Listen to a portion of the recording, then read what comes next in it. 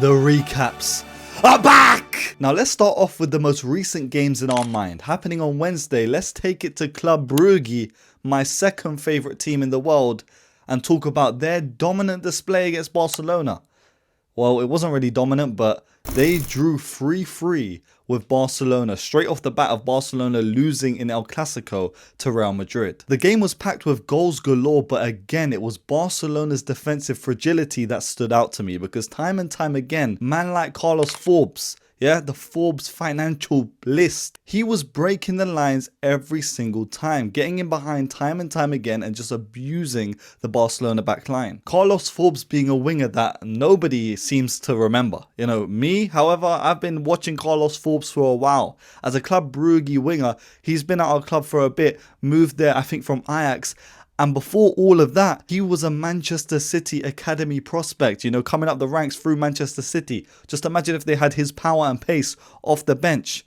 Wait, they already have 1 million wingers, so it would be useless. And the first goal in the game would involve Forbes, with him breaking in behind and putting the ball across the box to Tresoldi, who would slot it home, putting the score 1-0 up against Barcelona. But straight from kickoff, it's Fermin Lopez who clips it into Ferran Torres, who slots it away. And honestly, Ferran Torres needs a goal because time and time again when I watch him for Barcelona, he is lackluster. He does offer you things here and there, but again, after this goal that he scored in the game, there were multiple opportunities where he could have, sealed the deal and grabbed big chances, but he just wastes them. Barcelona are crying out for a gunman up top, and even though Lewandowski is, I don't know, is he on the bench? Is he injured? He's going for a little spell. He's like 396 years old. You actually need a proper striker, and you need to start addressing that ASAP.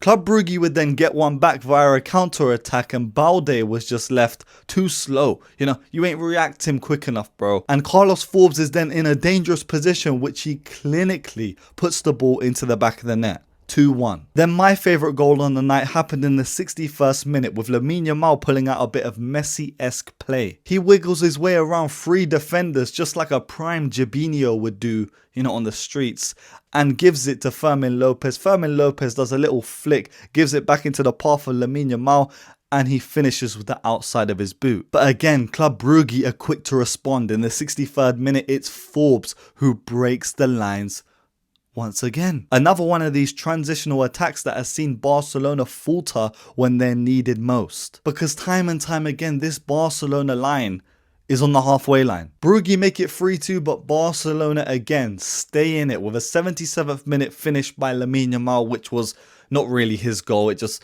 flicked in off the defender, but again, 3-3. Barcelona really and truly had zero control of the tempo, and that's what you need to have. In games like this, when you have useless amounts of possession, you need guys on a pitch that are going to dictate the tempo, slow it down, speed it up, and also be there to be on the defensive end and tell defenders where to go. Next, let's head over to Manchester, where City hosted Dortmund and beat them 4-1. This was a performance that was shrouded in dominance.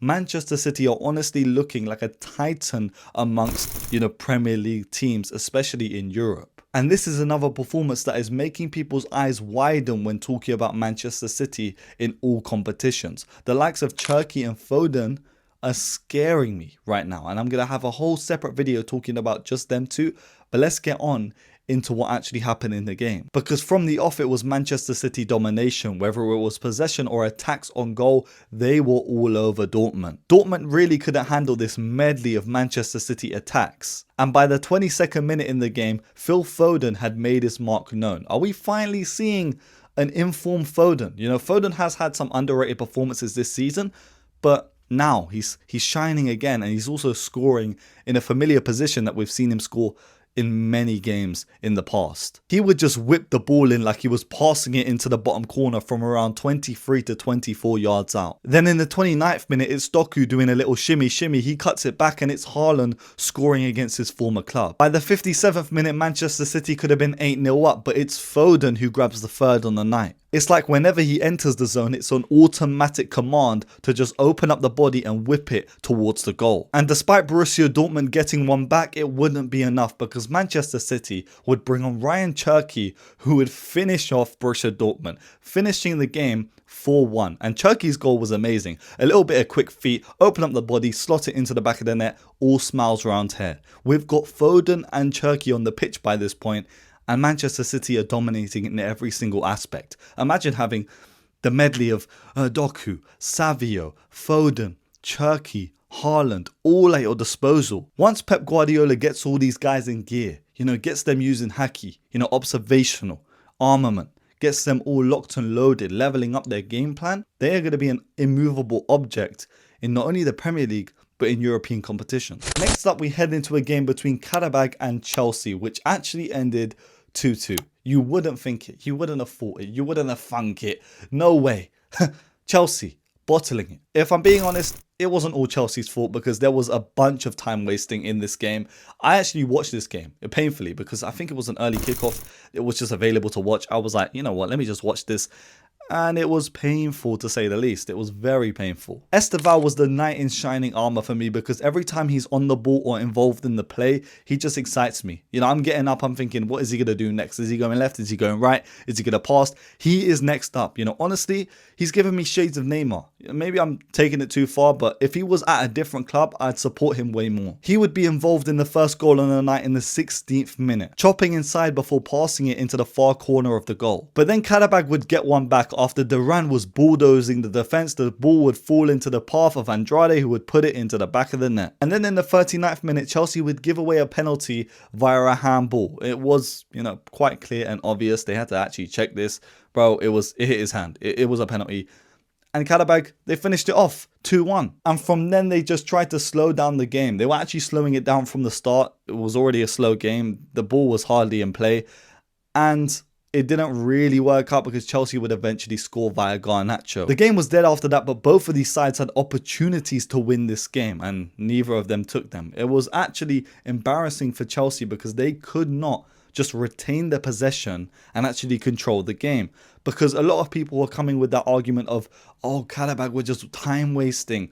But in order to counteract time wasting, you just need to keep the ball, retain the possession, recycle the play, and then try and create opportunities when you can. How many other big sides that are performing well do that? Brugge. Now, Brugge just fell, unfortunately, and he has hospital bills to pay. So please like this video so we can pay for him to get his hairline fixed. Now, if I'm being totally honest, the rest of the Wednesday games I'm going to be talking about, I didn't watch the entire game back. It was very hard for me.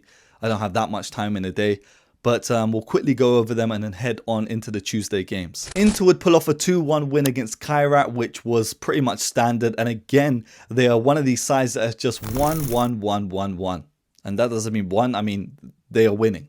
They are winning every single Champions League game that they have played so far. I don't know if that's actually factual, but they've been pretty good and pretty solid. Lautaro Martinez would get on the score sheet again, and Kairat would actually score a surprising goal. And they've been, a side that have caused some problems here and there, but ultimately will eventually be out of this competition. Ajax would actually get thrashed 3-0 by Galatasaray, with Osimhen getting a hat-trick. Again, Osimhen, you are a problem. Yeah? Time and time again. That first goal that Osimhen scored in the 59th minute, a header, he just puts his body on the line. He doesn't really care. He's playing, WWE, SmackDown versus Raw. He's putting his body on the line, body slamming himself into the grass, but also getting the header and putting it into the back of the net to win the game. And of course, it wasn't just that won the game for Galatasaray, because he would follow it up with 2 more goals. A penalty in the 66th minute that was given via VAR that he would slot away, and then another VAR decision via a handball in the 78th minute that Osimhen would put again into the net. And one thing that I really took away from this game is the Ajax goalkeeper. Whose uncle is this, bro? Put a picture of the Ajax goalkeeper on the screen and tell me that doesn't look like the uncle from Sakamoto Days. I don't know if you guys know Sakamoto Days, bro. The main character genuinely looks like the goalkeeper from this game. I was confused. Whose unk is this? Get him off the pitch. Osimhen bullied the Ajax centre-backs all night. And again, it's just one of these moments, one of these games that Osimhen says, why am I here? Why am I playing in Turkey? I could be playing for a genuine top 5 European League club, but I'm sitting there in Turkey just wasting my talent. Next season, I need to see Osimhen go somewhere else. Just imagine if Osimhen went to Chelsea. They would be so much more clinical. And I know I'm not, on that Chelsea game anymore, but there was a moment in the game where I think it was Delap was through on goal. And it was a perfect opportunity to just volley the ball. But he takes it down and turns around and tries to find a teammate. Bro, come on. A real bagsman, they shoot. They shoot on sight. Pow! But yeah, Galatasaray win 3-0. And again, I just can't read this club. I just don't know what their next move is. Newcastle would then pull off a 2-0 victory against Athletic Club. And Athletic Club are just getting clubbed around. I haven't seen a performance where Athletic Club have done anything of use. Genuinely. It's been a misery. A misery. Every single game is a misery. The first goal in the game came in the 11th minute via a free kick into the box. And it was Dan Burn with one of the greatest headers I've ever seen in my life. Genuinely. Man got top spin, bend it like Beckham, spin curve abilities like you're playing Score Hero. When you get the line and you just curve it so it makes a swerve on the ball. Dan Burn did that with his head. In game, real life, Champions League, and it was a banging goal. And then in the 49th minute, it was another headed finish by Joe Linton. Newcastle hit Athletic Club with Brexit football. They said, you know what, 2 headers, bing, bang, bosh, you're done. See you later, 2-0. My Benfica would lose 1-0 to Bayer Leverkusen, and if I'm being honest, I don't really want to talk about it. I actually don't want to talk about it. Benfica with Mourinho, it's not really good. Is it? It's not really good. Schick would get the only goal in the game, helping Leverkusen win 1-0. And the reason I'm so frustrated is because Benfica, we had 21 shots. 21 shots. Yeah? 3 big chances created. Everything was going well. This has happened multiple times this season. Atalanta would win 1-0 against Marseille via a late finish in the game. But the most dramatic thing that happened in the game was when the manager of Atalanta, I forgot his name, Juric or something, pulled off Lookman. And then as Lookman's coming off, he just gave him a slap or just grabbed him. I think he grabbed him. I don't know if he slapped him, but he grabbed him. Imagine he just slapped Lookman. He grabs Lookman and then they just get into a little bit of back and forth. And it was just a bit awkward, if I'm being honest. Why does every Atalanta manager just disrespect Ademola Lookman? This is a situation that is getting out of hand, and I'm going to actually write a script after this about it because I think it's weird, but also it's an opportunity because Ademola Lookman could do so much better than playing for Atalanta. Not only could he play for a better team in Italy, but he could just play for a better team in general. Now we head over into the Tuesday games, and before we get into it, I actually need a drink, some water. Now let's finally head over into the Tuesday games, which saw titanic clashes. Let's be honest, a lot of people were watching the Liverpool versus Real Madrid game, but there was 2 big games. I don't know who is putting these games on the same day, at the same time. Whoever did that, you're a war criminal. You actually need to just fix up your life. Do you think I have the Wi-Fi capabilities to watch 2 football matches at the same time? No, with the dodgy streams. There's no way. I can hardly even watch one stream without it being in 360p quality. Now this game at Anfield saw Liverpool absolutely dominate Real Madrid. Liverpool were outstanding. They were doing every single thing right, but the only thing that was not right for them is the mental state of Courtois. Because for some reason this guy gets possessed and he just takes up the entire goal every single time Real Madrid play Liverpool. It's back in the Champions League final that time where he had 20 billion saves. This game, it was just like that. With the only goal coming in the 61st minute via McAllister. And McAllister, of all people, an Argentinian smurf. No, Messi, I'm not talking about you. An Argentinian smurf scored a header. And it was a beautiful header to say the least. But the amount of opportunities that Liverpool had was unheard of. They had some sort of personal vendetta going into this game. And of course, it probably had to do with Trent Alexander-Arnold obviously making a move to Real Madrid over in the summer. A boyhood hero for Liverpool. And someone that just gets completely disrespected for no real reason. I know that people are angry that he learnt Spanish and things like that. But it's his choice. I don't really care. Trent is a legend for Liverpool. The amount of moments that he's brought this club is just incredible. And of course, it was weird because his right back kind of replacement, I guess, or the one that came through after him, Connor Bradley, put on a 10 out of 10 show.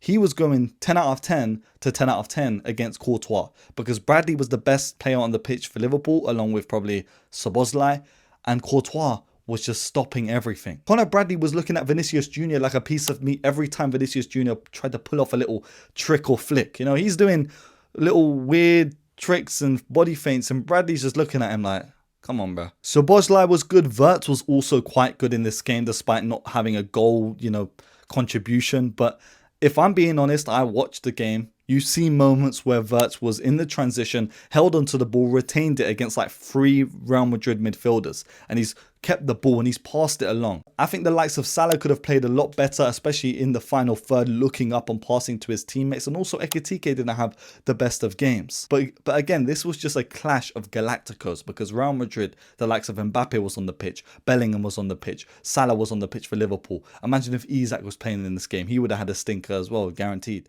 And let's just move on to an even bigger game that involved PSG and Bayern Munich. Bro, PSG would lose 2-1 to Bayern Munich at home in a game that involved two sides that are on tip-top form. These are two giants in the football verse right now. You know, two heroes that are pioneering the savior of football. You know, each of these sides have brilliant players that are, you know, going against the grain and showing us that football can still be entertaining. And it only took 4 minutes for this game to get cracking, with Luis Diaz putting Bayern Munich up, with a first shot being saved and Luis Diaz on the follow-up putting the ball into the net. And even though Bayern Munich would score early, again, there would be opportunities, with Bayern Munich putting on the pressure. And by the 45th minute, it would be that pressure that PSG would succumb to, because Marquinhos would make a mistake, not seeing that he was getting pressed in a different direction. Luis Diaz would nab the ball for him, drive into the box and finish low. And then just before half time,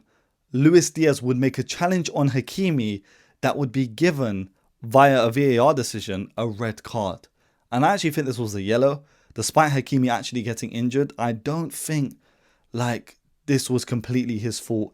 And the studs went up. It was just like his leg got caught in between Luis Diaz. And this decision, in my opinion anyway, ruined the tempo of the game. It just destroyed it, because in that second half, PSG were given opportunities that Bayern Munich wouldn't have let them have if, you know, their main squad was on the pitch, if they had the same amount of players, because now they had a bit more space, they had an extra man. And eventually in the 74th minute, João Neves would get a goal via a little bit of an acrobatic finish, and I'm thinking, nah, PSG can't scam this victory, they can't pull this back, and they actually didn't. Bayern Munich held their own, and a big shout out has to go to Upamecano, who had the entire PSG backline in his pocket at times.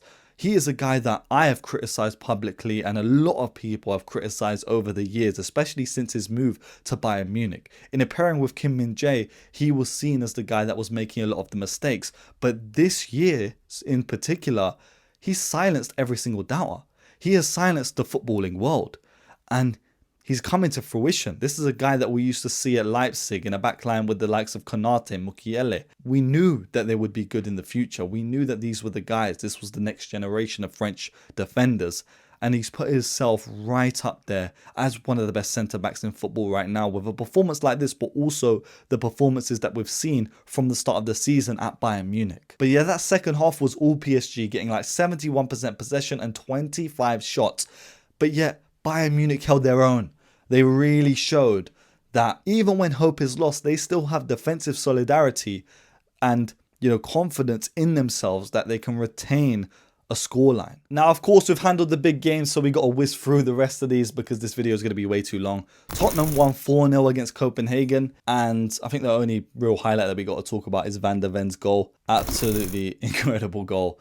Man just turned into Heung-min Son, actually did a similar run to Son versus Burnley and ran through the entire Copenhagen lineup, like just with ease as well, like a burst of pace. And this performance was a big one from Tottenham. The likes of Odegaard getting a goal, Paulinho, with Romero being involved in the build-up to Paulinho's goal, which again was just a bit wild. And despite Johnson getting a red card in the 55th minute, they were able to step up the gas and keep applying pressure to a Copenhagen side that were looking for something but couldn't find anything. And from one side of North London we go to another side, with Arsenal going over to Slavia Prague and winning 3-0. A 3-0 performance that's become somewhat of a standard for Arsenal fans. Saka would score via a penalty in the 32nd minute, but it was Mikel Merino that really stole the limelight, getting a goal in the 46th minute and then in the 66th minute too. Two beautiful goals that are putting question marks into everyone's head. Did Arsenal ever really need a striker? I don't really know. And it's not like Slavia were terrible. For the first like 20 minutes, before the Saka penalty, Slavia could have taken the lead like multiple times. And they just didn't, because they don't have the star quality on the pitch to put the ball in the back of the net in clinical fashion. And Arsenal's defensive numbers are genuinely getting silly now. Like it's become a problem for the entirety of football. And there's a game between Bayern Munich and Arsenal that is coming up over the horizon that everyone's eyes should be on. Will Arsenal concede and will Bayern Munich score? Those are two things that we need to find out. Atletico Madrid would win 3-1 against USG in a game that saw the likes of Julian Alvarez. You know, let's talk about the first goal in the game, because Julian Alvarez receives the ball and like chips the ball up and volleys it into the back of the net for the first goal in the game. This happened in the 39th minute, and as soon as I saw this finish, I just thought of a goal that Adebayor scored for Arsenal. I think it was against Tottenham. If the editor can find the clip or find some sort of footage of Adebayor scoring a goal where he like receives the ball and the ball, he flicks it up in the air and volleys it. It's an amazing finish, and it just made me think of this Julian Alvarez finish, because Alvarez has a bag so deep when it comes to finishes. Free kicks, penalties, you know, stuff like this where he's flicking it up, volleys, dribbling, marauding runs. This guy is elite. I would love to see him at any other club, but Atletico Madrid, just imagine him at Barcelona. Oh my days, they are missing out. They need someone like this. Gallagher would score in the 71st minute, then Julian Saint-Gilloise centre-back Sykes would score. Header, yes, the lanky centre-back. Yeah, and then he would get caught out on the other side and then help his own side concede straight away. Where it was like 16 minutes later, Llorente would capitalize on a mistake by Sykes at the back and then finish the ball into the back of the net, making it 3-1. Now let's go to Turin, where Juventus once again drew. When does this side win? They just draw every game. Like, please look at their Champions League record in this competition, in the league phase. It's been 4 game weeks now. I've commentated all of them. They just draw all the time. And again, it was a draw in this game, with Sporting CP scoring a brilliant goal. The first goal in the game, just a bit of FIFA play. Like, it was, you know when you press like L1 and press pass? So like you pass and then the player moves when you pass. They did that in this game, with Araujo finishing off this move beautifully, putting it into the back of the net where it hit the post, then went into the back of the net, and it's 1-0 to Sporting. But then thankfully in the 34th minute, Vlahovic wants to do Vlahovic things and finally score. And he's like, yeah, let's go. Let's bring this game back. Let's win. But then he just misses every single opportunity after that. He takes random shots when he could have passed the ball, and Juventus draw the game. Then we had a bunch of games that I don't care about. Olympiacos would draw 1-1 to PSV. And I think this is only underwhelming because PSV's like previous result last match week, which was, I swear they battered Napoli. Then they come over to, I guess they came to Greece, and they just draw to Olympiacos, and they don't show any sort of signs that, I don't know, it's like a different team played today. And it's not like they didn't have shots. They had 10 in the game, 60% possession, but they just weren't feeling it. Monaco would win 1-0 against Bodo Glimt via a Balogun finish, an ex-Arsenal man. And Bodo were actually good in this game. Like, they showed promise, and there's been times throughout the match weeks that they've just showed signs that they're good. And of course they're good. They're in the Champions League. This is not a bum team. With 64% possession, 17 shots and 3 big chances in the game, they couldn't get one back against a Monaco side that, you know, they're lucky to come out with that result. And finally, Napoli would draw 0-0 versus Frankfurt, and they needed a result, and they didn't get it. So, I don't even know. I don't know what to say about this game. Like, it was boring. Like, I also don't know what my opinion is on McTominay anymore. Because in games like this, he had like 2 big chances in the second half. And just, no, there was nothing there. And now finally, let's quickly look at the table. If I'm being honest, the best teams in this competition right now are the likes of City, Bayern, Arsenal, Inter, Liverpool and Real. And of course, Liverpool aren't up there yet, but their performance against Real just made it seem like they could take Real's place. And honestly, looking at this table doesn't really do much because like last season, how low were PSG? They made it through and they eventually won the entire thing. So you could be anywhere placed in the table as long as you make it into some sort of playoff or straight into the last rounds, then you're good. There is an opportunity for you to win this competition. I think the strongest team so far are the likes of Arsenal, are the likes of Bayern, PSG. You know, they're showing things. Manchester City are also a sleeping dog in this competition. I would love to see them put up against a big side. I need to also check their schedule. Like, do they have a big game? Let me actually check before we end this video. So Manchester City obviously have Liverpool this weekend, which is a huge game. I probably will discuss it on this channel. But in terms of Europe, their big game is on the 10th of December, where they take on Real Madrid on a Wednesday. Real Madrid at 8 p.m. Real Madrid versus Man City on the 10th of December. That is a Christmas treat. That is an early Christmas gift. Wow. I can't wait to see what these two sides have in store. But anyway, okay, just dash the phone. Just dash the phone. Hopefully this video will pay for the phone. It probably won't. It will get 2 views. But yeah, the second channel video. Say goodbye, Burkinio. If you guys can see Burkinio over there. Me and Burkinio are peacing out, and I got more videos to record, so just gonna do that now. Peace.